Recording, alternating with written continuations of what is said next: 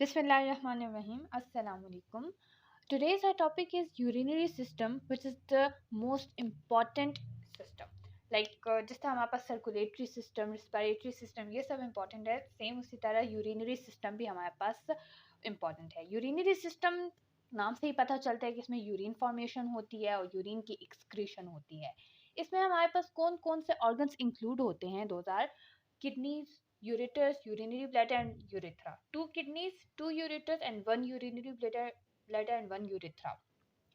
Urinary system overall ये हमारे पास ये यूरिनरी सिस्टम है। इसमें कुछ खास बात नहीं है, बट फिर भी हम इसको डिटेल में पढ़ने की कोशिश करेंगे। हमारे पास 2 kidneys, 2 ureters, 1 urinary bladder and 1 urethra.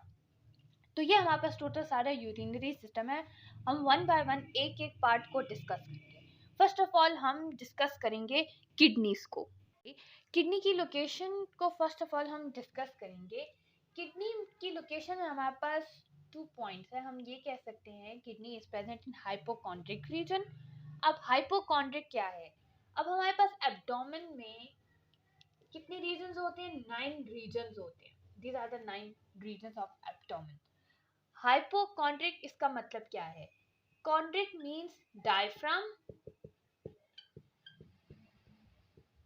and hypo means below, so means the region which is present below the diaphragm. So ये हमारे पास एब्डोमेन है। ये एब्डोमेन का राइट हाइपोकॉन्ड्रिक रीजन है और ये लेफ्ट हाइपोकॉन्ड्रिक रीजन है। इससे हम कहते हैं kidney is present in hypochondric region. Left kidney is present in left hypochondric region and the right kidney is present in right hypochondric region. Okay. Next अब हमारे पास इसकी लोकेशन में पॉइंट है retroperitoneal space. Retro means behind and peritoneal means peritoneum.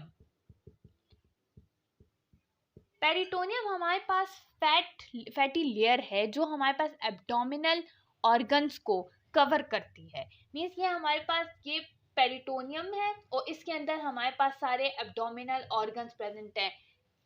Stomach etcetera, pancreas etcetera, सारे जो भी हमारे पास abdominal cavity में जो जो ऑर्गन्स आते हैं उन सब को इंक्लोज किया होता है इस पेरिटोनियम ने।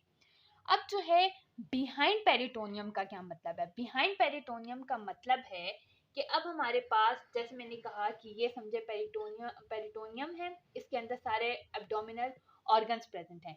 तो किडनी इसके बिहाइंड, इस पेरिटोनियम के पीछे प्रेजेंट है। ये अब यहाँ पर ये क्या है? ये kidney behind the peritoneum, which means के किडनी पेरिटोनियम ने किडनी को इंक्लोज नहीं किया हुआ। तो ये कहाँ प्रेजेंट है? पेरिटोनियम के पीछे।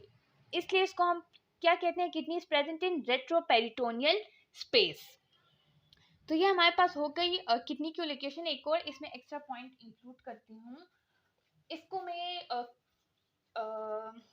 रिब्स के हिसाब से बताती हूँ।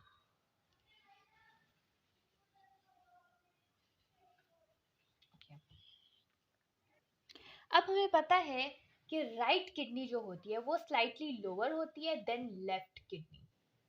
राइट किडनी लेफ्ट किडनी से नीचे क्यों होती है? इसलिए क्योंकि उसके ऊपर लिवर का बोझ आ जाता है, इसलिए जो है राइट किडनी हमारे पास स्लाइटली लोअर होती है as compare to left kidney. But ये सिर्फ हमारे पास पोजीशन की हम नहीं कह रहे, सिर्फ पोजीशन में ही फर्क नहीं है, दोनों किडनीज पे साइज में भी डिफरेंस है। राइट किडनी अगर हमारे पास स्लाइटली लोअर है as compare to left kidney, तो लेफ्ट किडनी का साइज भी हमारे पास राइट किडनी से बड़ा है। अब वो क्यों, अब कैसे मैं बताती हूँ। अब हमारे पास जो हमारे पास इसका साइज है, राइट किडनी का साइज है, ये कहाँ से है? T12 से लेकर L3 तक है। मीन्स थोरेसिक वर्टिब्रा 12 से लेकर, मतलब थोरेसिक रीजन के 12 वर्टिब्रा से लेकर लुम्बर के 3rd वर्टिब्रा तक हमारे पास क्या है? राइट किडनी है। मीन्स इसको रिब नंबर 12 ने, हमारे पास थोरेसिक वर्टिब्रा से रिब्स निकली हुई है ना, तो मीन्स रिब नंबर 12 जो है इसका अपर पार्ट, कुछ अपर पार्ट को ये कवर करता है, रिब नंबर 12। अब जो है अगर हम लेफ्ट किडनी की बात करें तो लेफ्ट किडनी जो है हमारे पास एक्सटेंड होती है T11 से लेकर L3 तक। मीन्स के वो थोरेसिक वर्टिब्रा नंबर 11 से लेकर लुम्बर के वर्टिब्रा नंबर 3 तक ये हमारे पास इसका साइज है। इट मीन्स कि इस किडनी को हमारे पास रिब नंबर 11 भी कवर करती है, रिब नंबर 12 भी कवर करती है।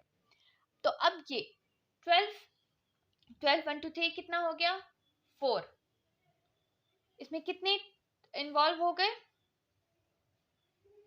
4 वर्टिब्रास इन्वॉल्व हो गए, और इसमें कितने हो गए 5 वर्टिब्रास इन्वॉल्व हो गए। तो उसका साइज हमारे पास, लेफ्ट किडनी का साइज हमारे पास as compare to right kidney बड़ा है। वैसे हमारे पास किडनी की का साइज क्या है, 12 सेंटीमीटर लॉन्ग है, 6 सेंटीमीटर वाइड है एंड 3 सेंटीमीटर थिक है। लेकिन अगर हम इंचेस में भी कहें तो हम ये कह सकते हैं कि राइट किडनी हमारे पास 4 इंचेस है, क्योंकि हम एक वर्टिब्रा को अगर 1 इंच कंसिडर करें, तकरीबन एक वर्टिब्रा 1 इंच ही तकरीबन होती है, तो इस तरह हम अगर कैलकुलेट करें तो इसका साइज जो है, उसकी लेंथ जो है वो 4 इंच बनती है। अब अगर हम किडनी को ब्लड सप्लाई की बात करें, ब्लड सप्लाई की, तो वो किडनी को कितना ब्लड सप्लाई मिलता है 20%, which is about 1.2 litres of blood. मतलब कि ब्लड का 20% पार्ट जो है किडनी को मिलता है। मीन्स कितना, अब हमारे पास पर मिनट जो है 5 लीटर पर मिनट 5 लीटर ब्लड जो है बॉडी में सर्कुलेट होता है। मीन्स 5 पर मिनट जो है 5 लीटर ब्लड बनता है। तो उस 5 लीटर में से 1.2 लीटर ब्लड किसको मिलता है, किडनी को। अब किडनी का एक्सटर्नल स्ट्रक्चर क्या है, एक्सटर्नल स्ट्रक्चर में जो है उसका कलर आ जाता है। कलर अब हमें पता है रेडिश ब्राउन इन कलर होता है। शेप क्या है उसकी, बीन शेप्ड है। साइज में उसका बता चुकी हूँ, 12 centimetre long, 6 centimetre wide and 3 centimetre thick. Next है उसमें हमारे पास layers. What are the layers of kidney. अब हमारे पास किडनी की 3 लेयर्स हैं। These are renal capsule, adipose capsule and renal fascia. अब renal capsule, this is the page, ये अब हमारे पास क्या है, किडनी है। किडनी के ऊपर हमें पता है कि क्या है, एड्रिनल ग्लैंड है। एड्रिनल ग्लैंड, ये मैं इसको इसलिए टच नहीं करी, मैं बताती हूँ क्यों नहीं करी। अब ये हमारे पास किडनी है और इसके ऊपर क्या है, एड्रिनल ग्लैंड। अब रीनल कैप्सूल तो बिल्कुल फर्स्ट लेयर है, फर्स्ट कैप्सूल है जो किडनी को इनक्लोज करता है। नेक्स्ट है एडिपोज कैप्सूल। एडिपोज कैप्सूल जो है हमारे पास किडनी को भी इनक्लोज करता है और एड्रिनल ग्लैंड को भी करता है। ठीक, अब इनमें डिफरेंस क्या है, डिफरेंस ये है कि सेपरेटली दोनों को इनक्लोज करता है। इसने यहाँ पे किडनी को सेपरेट इनक्लोज किया है और एड्रिनल ग्लैंड को सेपरेट इनक्लोज किया है। नेक्स्ट थर्ड है हमारे पास रीनल फैशिया। रीनल फैशिया हमारे पास ओवरऑल इनको इनक्लोज करता है पूरा, इनके बीच में कोई डिवीजन पार्टीशन कुछ नहीं है। ओके, नेक्स्ट है हमारे पास हाइलम। हाइलम क्या होता है, hilum is the depressed part of the kidney, जो हमारे पास अंदर की तरफ धंसा होता है। That is what, that is kidney. ये जो पार्ट हमारे पास अंदर की तरफ गया हुआ है, इमेजिनेट हुआ है, इसको हम क्या बोलते हैं, हाइलम। हाइलम वो पॉइंट है जहाँ पे हमारे पास यूरेटर जो है किडनी में इंटर भी होता है, या यूरेटर इंटर होता है या बाहर आता है, वो पॉइंट भी कह सकते हैं, जहाँ से हमारे पास आर्टरीज इंटर होती हैं, जहाँ से हमारे पास नर्व्स इंटर होती हैं, उस सब को उस पॉइंट को हम क्या बोलते हैं, हाइलम। अब हम किडनी के इंटरनल स्ट्रक्चर को डिस्कस करेंगे। इंटरनल स्ट्रक्चर्स में ये सारी चीज़ें हमारे पास आ जाती हैं। अब हम वन बाय वन एक चीज़ को, हर चीज़ को समझेंगे। अब ये है हमारे पास क्या है, ये हमारे पास किडनी है, हमारे पास क्या है, किडनी है। ओके, अब किडनी का जो है हमारे पास जो आउटर रीजन है उसको हम क्या बोलते हैं, रीनल कॉर्टेक्स। अक्सर स्टूडेंट इस चीज़ से कंफ्यूज हो जाते हैं जब लिखा होता है outer region and inner region. outer region is called renal cortex and inner region is called renal medulla। तो कुछ स्टूडेंट्स ये assume करते हैं कि शायद ये किडनी है और इस किडनी का आउटर जितना भी है, एक किडनी का आउटर रीजन वो कॉर्टेक्स है, अगर हम उसको इंटरनली देखेंगे तो वो मेड्यूला होगा। ऐसे नहीं होता। ये यहाँ पे जो हम किडनी को डिस्कस करें, ये हमने इसकी डायसेक्शन की हुई है, इसको हमने डायसेक्ट किया हुआ है, जस्ट लाइक दिस। अब इस तरह इसको अगर मैं जो हूँ दरमियान से काट दूं, इसको अगर मैं ये किडनी है, ये हमारे पास थिक किडनी है, इसको अब अगर मैं जो हूँ दरमियान से ऐसे काटूं, ऐसे, आप लोग पे खुद एज्यूम कर सकते हैं कि मैं किस तरह डायसेक्शन की बात कर रही हूँ, तो वो इसकी हुई भी है। तो कुछ स्टूडेंट्स ये एज्यूम करते हैं कि उसका जो है आउटर रीजन को हम कॉर्टेक्स बोलते हैं, इनर रीजन को मेडुला, ऐसा नहीं होता, इसकी डायसेक्शन हुई भी है। अब मैं इस डायसेक्शन, ये एक पीस है, इसको 2 इक्वल हाफ्स में कट किया गया है किडनी को। अब ये इसका एक हाफ को हम स्टडी कर रहे हैं। अब इसके एक हाफ में रीनल कॉर्टेक्स कहाँ है, रीनल मेडुला कहाँ है, ये जो सारा रीजन है, ये सारा ये क्या है, रीनल कॉर्टेक्स, ये डार्कर रीजन होता है। अब जो मेड्यूला होता है, जहां पे हमारे पास पिरामिड्स प्रेजेंट होते हैं, the inner lighter region is known as medulla. वो रीजन जिसमें हमारे पास पिरामिड्स प्रेजेंट है, उनको हम क्या बोलते हैं, रीनल मेड्यूला। अब पिरामिड्स क्या होते हैं, पिरामिड्स ये कॉनिकल स्ट्रक्चर होते हैं present inside the kidney in the renal medulla region। ये कॉनिकल स्ट्रक्चर्स हैं। अब हमारे पास ये जो पिरामिड्स है, इनका जो नॉर्मली ये कितने होते हैं, ये 8 to 18 होते हैं। 8 to 18 पिरामिड्स जो है एक किडनी में प्रेजेंट होते हैं, बट तो एवरेज नंबर है वो 10 है। मींस अगर हम एवरेज की लेकर चलें, तो अगर हम कंसिडर करें इस किडनी में हमारे पास 10 पिरामिड्स हैं। ओके, नेक्स्ट चीज है हमारे पास क्या है, अब ये हमारे पास पिरामिड्स हैं। नेक्स्ट हम डिस्कस करते हैं रीनल कॉलम को। रीनल कॉलम क्या होता है, रीनल कॉर्टेक्स को हमने कर दिया, रीनल मेडुला को भी कर दिया, पिरामिड्स मैंने बता दिया, ये कॉनिकल रीजन्स हैं। अब जो नेक्स्ट हमारे पास ये कॉनिकल स्ट्रक्चर्स को हम रीनल पिरामिड्स बोलते हैं। नेक्स्ट है रीनल कॉलम्स। रीनल कॉलम क्या होता है, जो भी हमारे पास कॉर्टेक्स रीजन जो एक्सटेंड हुआ होता है in between the pyramids is known as renal column. Means के ये हमारे पास कॉर्टेक्स है, ये कॉर्टेक्स का रीजन जो यहाँ पे एक्सटेंड हुआ है, हम कहें अगर इसके कॉर्टेक्स के टिश्यूज यहाँ 2 पिरामिड्स के बीच में एक्सटेंड हुए हैं, तो उस सारे रीजन को हम बोलते हैं रीनल कॉलम। ये सारा रीजन क्या है जो इन बिटवीन है, इसको हम बोलते हैं रीनल कॉलम। ओके, नेक्स्ट हमारे पास है रीनल कॉलम हो गया। नेक्स्ट डिस्कस करते हैं रीनल पेपिला। रीनल पेपिला हमारे पास क्या है, कॉनिकल, ये जो रीनल पिरामिड्स है, ये जो कॉनिकल स्ट्रक्चर्स हैं, इनके एपेक्स में प्रेजेंट होते हैं, इसको हम बोलते हैं रीनल पेपिला। ये रीनल पेपिला अंदर जाके किस में जाकर खुलते हैं, ये हमारे पास माइनर कैलाइसिस में जाकर खुलते हैं। ये अभी मैं एक्सप्लेन करती हूँ इस तरह कि अब हमारे पास इसके अंदर ही अगर हम एक पिरामिड को लेकर चलें, तो इसके अंदर क्या है, हमारे पास पेपिलरी डक्ट है। पेपिलरी डक्ट जाकर कहाँ जाके, बहुत सी पेपिलरी डक्ट्स होती हैं, कोई एक नहीं होती, बहुत सी पेपिलरी डक्ट्स जाकर कहाँ खुलती हैं, पेपिला में। फिर ये पेपिला जाकर खुलता है,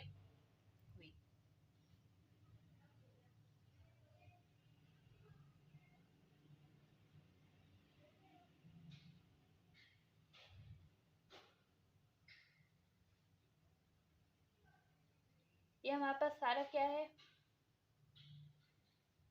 ये हमारे पास क्या है, ये सारा माइनर कैलाइसिस है। ओके, अब कोई डिफिकल्टी नहीं होगी। ये सारा रीजन हमारे पास, ये सारा डार्कर रीजन क्या है, ये रीनल कॉर्टेक्स है, ये सारा रीजन रीनल मेड्यूला है, ये हमारे पास रीनल पिरामिड्स हैं, और ये जो इसके एपेक्स में हमारे पास एक होल टाइप कह सकते हैं, उसको हम बोलते हैं renal papilla. These are the minor calyces, and ये सारा मेजर कैलाइसिस है, और ये यहाँ पर पेल्विस है। अब मैं एक एक का बताती हूँ। अब हमारे पास अगर हम नेफ्रॉन पढ़ें, नेफ्रॉन क्या है, फंक्शनल यूनिट ऑफ किडनी है। नेफ्रॉन में हमारे पास क्या है, नेफ्रॉन हमारे पास एक किडनी में अराउंड 1 मिलियन नेफ्रॉन जो है एक किडनी में प्रेजेंट होते हैं। अब जो है 6 नेफ्रॉन्स, कितने, 6 नेफ्रॉन्स मिलकर, 6 नेफ्रॉन्स मीन्स नेफ्रॉन्स की भी 6 कलेक्टिंग डक्ट्स होंगी, वो आगे हम नेफ्रॉन को स्टडी करते हैं।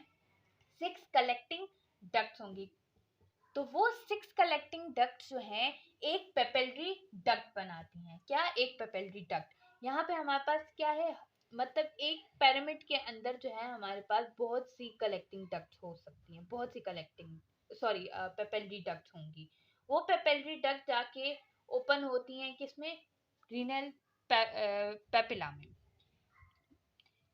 ठीक है, 6 कलेक्टिंग डक्ट मिलकर किसमें, एक पेपेलरी डक्ट में ड्रेन होती हैं। फिर वही पेपेलरी डक्ट कहाँ जाकर खुलती है, पेपिला में, रीनल पेपिला में। रीनल पेपिला से जाता है किसमें, माइनर कैलाइसिस में, माइनर कैलिक्स में। एक्चुअली कैलिक्स जो है सिंगुलर है, कैलिक्स सिंगुलर है और कैलाइसिस प्लूरल है। बट अभी हम समझने के लिए सिंगुलर की बात करें तो हम कहेंगे माइनर कैलिक्स में। तो वो किधर इंटर हुआ, माइनर कैलिक्स में। माइनर कैलिक्स में से जाकर किधर जाता है, मेजर कैलाइसिस में। फिर मेजर कैलाइसिस में हमारे पास कहाँ जाता है, पेल्विस में जाता है। पेल्विस हमारे पास क्या है, एक सेंट्रल कैविटी है किडनी की, जहाँ पे हमारे पास यूरिन जो है सारा स्टोर होता है, कलेक्ट होता है कि वो उसको यूरेटर में ड्रेन कर सके। ये क्या है, ये यूरेटर है कि वो यूरेटर में ड्रेन कर सके। अब हमारे पास रीनल साइनस क्या होता है, ये जो सारा रीजन है ना, ये वाला, ये सारा तो मैं कलर कर रही हूँ, ये सारा क्या है, ये रीनल साइनस है। रीनल साइनस को हम अगर इधर ना ही समझे तो बेहतर है, सिर्फ इतना ही समझ लें कि रीनल साइनस हमारे पास किडनी की बहुत बड़ी सेंट्रल कैविटी होती है, प्रेजेंट बिहाइंड द हाइलम। जो जो अभी हम यहाँ पे किडनी के जिस पार्ट को स्टडी करें, इसके पीछे प्रेजेंट होती है वो कैविटी। उस कैविटी को कहते हैं हम लोग रीनल साइनस। रीनल साइनस में हमारे पास नर्व्स आ जाती हैं, क्योंकि यहाँ पे अब हम नर्व्स को डिस्कस नहीं करें, वो रीनल साइनस में इंक्लूड करते हैं उसको। तो रीनल साइनस आप ये कह सकते हैं, the central cavity, biggest central cavity which is present behind the hilum. ये जो सारा स्ट्रक्चर है ना, इसके पीछे प्रेजेंट है हाइलम। ओके, हमारे पास अब हो गया। तो अब हम एक दफा इसको समराइज करते हैं कि ये सारे रीजन हमारे पास रीनल कॉर्टेक्स है, ये रीनल मेड्यूला है, रीनल मेड्यूला के अंदर ये पिरामिड स्ट्रक्चर्स प्रेजेंट हैं। इन पिरामिड स्ट्रक्चर्स में अब हमने कहा एक नेफ्रॉन में हमारे पास 1 किडनी में 1 मिलियन नेफ्रॉन्स प्रेजेंट होते हैं। तो 6 नेफ्रॉन्स मिलकर, 6 नेफ्रॉन्स अगर 6 नेफ्रॉन्स हैं, इट मीन्स कि उनकी कलेक्टिंग डक्ट्स भी 6 हैं। तो वो 6 कलेक्टिंग डक्ट्स मिलकर एक डक्ट में ड्रेन होती हैं, खाली होती हैं। तो वो उस डक्ट को क्या बोलते हैं, पेपेलरी डक्ट। पेपेलरी डक्ट, फिर पेपेलरी डक्ट से किस में जाता है, हमारे पास पेपिला में। पेपिला से जाता है माइनर कैलाइसिस में, माइनर कैलाइसिस में जाता है मेजर कैलाइसिस में, मेजर कैलाइसिस से जाता है पेल्विस में, पेल्विस से जाता है यूरेटर में। माइनर कैलाइसिस और मेजर कैलाइसिस में जो है कंफ्यूज नहीं होना, ये होल जो है ये पेपिला है, ये जो एक डक्ट लाइक दिख रहा है ये हमारे पास माइनर कैलाइसिस है। इसके बाद यहाँ से ये मेजर कैलाइसिस शुरू होता है और ये रीजन हमारे पास पेल्विस है। इसको मैं और भी आसान करती हूँ। अब ये हमारे पास क्या है, ये एक पिरामिड है। अब ये हमारे पास क्या है, ये 6 नेफ्रॉन्स की कलेक्टिंग डक्ट्स हैं। ये 6 नेफ्रॉन्स की कलेक्टिंग डक्ट्स कहाँ जा रही हैं, एक पेपिलरी डक्ट में ड्रेन हो रही हैं। ये एक पेपिलरी डक्ट हो गई। ये पेपिलरी डक्ट कहाँ ओपन हो रही है, पेपिला में। पेपिला के नीचे से क्या शुरू हो रहा है, माइनर कैलाइसिस। इसके नीचे से क्या शुरू हो रहा है, मेजर कैलाइसिस। और फिर क्या है, पेल्विस। और फिर पेल्विस से यूरिन गया यूरेटर में। बट अगर एक दफा जो है यूरिन जो है हमारे पास इंटर हो गया किसमें, माइनर कैलाइसिस में, तो फिर मजीद फर्दर उसमें रीअब्जॉर्प्शन पॉसिबल नहीं है। वहाँ पे बस कंप्लीट यूरिन फॉर्मेशन हो गया, वो उसने बस डायरेक्ट कहाँ जाना है, यूरेटर, पेल्विस से यूरेटर में जाना है। अब हम यहाँ पर एक और चीज को डिस्कस करेंगे, that is known as renal lobe. What, renal lobe. अब ये रीनल लोब क्या होता है, रीनल लोब में हमारे पास 3 चीजें इंक्लूड हो जाती हैं। Renal lobe consist of 1 pyramid and the half of the renal column half renal column और जो इसके ऊपर जितना भी कॉर्टेक्स का रीजन है। नहीं समझ आई? अभी बताते हैं। ये सारा क्या है, ये इस सब को हम क्या बोलते हैं, एक वन रीनल लोब बोलते हैं। वन रीनल लोब में हमारे पास क्या इंक्लूड होता है? वन रीनल लोब में हमारे पास एक one pyramid, half of the renal column, और इसी pyramid के ऊपर जितना भी कॉर्टेक्स का रीजन है। ठीक, okay, so one renal lobe consists of one pyramid, half of the surrounding renal column and cortex। एक बार फिर एक्सप्लेन कर रही हूँ। वन रीनल लोब हमारे पास क्या होता है, जिसमें हमारे पास क्या क्या इंक्लूड होता है? Which consist of one pyramid, half of the कितना, ये भी हाफ, ये भी हाफ, कितना, half of the renal column, और इसी पैरामिड के ऊपर जितना भी रीजन आ रहा है कॉर्टेक्स का, वो सारा इंक्लूड है इस सारे के ऊपर। तो ये सारा जो मैंने यहाँ पे एक ब्लॉक बनाया है, इसको हम बोलते हैं वन रीनल लोब। अब एक और यहाँ पर टर्म है रीनल लोब्यूल। अब रीनल लोब्यूल क्या होता है? ये जो मैंने पीछे बताया था कि 6 नेफ्रॉन्स मीन 6 कलेक्टिंग डक्ट्स मिलकर ड्रेन होती हैं एक पेपिलरी डक्ट में। तो इस सब को हम क्या बोलते हैं? ये अब हमारे पास 6 नेफ्रॉन्स हैं, मीन 6 नेफ्रॉन्स की कलेक्टिंग डक्ट्स हैं, वो कहाँ ड्रेन हो रही है? एक पेपिलरी डक्ट में। तो इस सारे को हम क्या बोलते हैं? Renal lobule. ठीक, the combination of 6 nephrons in lobe forms renal lobule that drains into one papillary duct। तो ये क्या है हमारे पास? Renal lobule. यही मैं पीछे एक्सप्लेन कर चुकी हूँ, लेकिन मैंने उस वक्त उसका नाम नहीं बताया था कि कंफ्यूज ना हो जाए। तो इसको हम क्या बोलते हैं? Renal lobule. अच्छा, तो ये सारा ऑर्डर है इसका। अब नेफ्रॉन है, यूरिन फॉर्मेशन कहाँ हुई है? नेफ्रॉन में हुई है ना। नेफ्रॉन में यूरिन फॉर्मेशन हुई, फिर वो मूव करेगा पेपिलरी डक्ट में। अब यहाँ पर इसी के बीच में वही वाली टर्म आ गई, रीनल लोब्यूल वाली। कैसे? 6 नेफ्रॉन्स, 6 कलेक्टिंग डक्ट एक पेपिलरी डक्ट में ड्रेन होगी। ठीक है, चले इस ये बात यहाँ पे जो मैं एक रिपीट कर देती हूँ, इसको अब हम हटा के जो है चलते हैं। ठीक है, नेफ्रॉन ने यूरिन फॉर्मेशन की, यूरिन फॉर्मेशन हो गई, कलेक्टिंग नेफ्रॉन की कलेक्टिंग डक्ट से यूरिन कहाँ मूव करेगा? पेपिलरी डक्ट में। पेपिलरी डक्ट से कहाँ मूव करेगा? पेपिला में। पेपिला से कहाँ मूव करेगा? माइनर कैलिक्स में। माइनर कैलिक्स से मेजर कैलिक्स में, देन पेल्विस में मूव करेगा, फिर यूरेटर में मूव करेगा। शॉर्ट, बहुत सी पेपिलरी डक्ट्स मिलकर हमारे पास पेपिला में ड्रेन होती हैं। ठीक, पेपिला भी एक है, माइनर कैलिक्स भी एक है, क्योंकि हर पैरामिड का पेपिला भी एक होता है, उससे जो आगे फर्दर जो है माइनर कैलिक्स जो है एक्सटेंड हुआ होता है, वो भी एक होता है। लेकिन वो फिर जो है 2 से लेकर 4, 2 to 4 माइनर कैलिक्स जो हैं एक मेजर कैलिक्स में ड्रेन होते हैं। फिर ये सारे मेजर कैलिक्स पेल्विस में ड्रेन होते हैं, और फिर पेल्विस से यूरेटर में ड्रेन होते हैं। अब नेक्स्ट चीज, अब मैंने पीछे कहा था कि average number of pyramids in human kidney is 10। 10 pyramids हैं। अगर 10 पिरामिड्स हैं तो पेपिला भी कितने होंगे? पेपिला भी 10 होंगे, क्योंकि हर पिरामिड का अपना पेपिला होता है।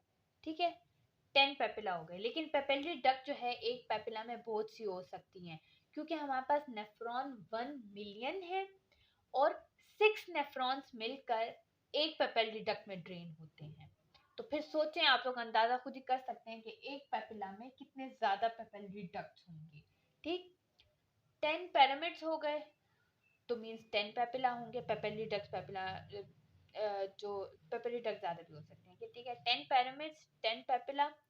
माइनर कैलिक्स में हमारे पास 10 ही होंगे, क्योंकि हर पेपिला से जो है माइनर कैलिक्स एक्सटेंड हुआ है। मेजर कैलिक्स हमारे पास कम होंगे, कम हो सकते हैं, कम, क्योंकि 2 से 4 माइनर कैलिक्स जो है मेजर कैलिक्स में ड्रेन होंगे। तो मेजर कैलिक्स हमारे पास डिफरेंट ह्यूमंस में जो है डिफरेंट हो सकता है। किसी में कम हो सकते हैं मेजर कैरेक्टर, किसी में कम, किसी में ज़्यादा हो सकते हैं। पेल्विस तो हमारे पास एक ही होगा, यूरिटर भी हमारे पास एक किडनी से एक ही होता है। नेफ्रॉन को इंशाल्लाह हम लोग जो है अपनी नेक्स्ट वीडियो में कंटिन्यू करेंगे, क्योंकि वीडियो ऑलरेडी बहुत बड़ी हो चुकी है, तो इसलिए इसको हम बाद में डिस्कस करेंगे। ओके, सो ये यूरिनरी सिस्टम का पार्ट 1 है। पार्ट 2 में मैं नेफ्रॉन का स्ट्रक्चर अपलोड करूँगी इंशाल्लाह। सो फिर मिलते हैं नेक्स्ट वीडियो में, अब तक के लिए अल्लाह हाफिज़।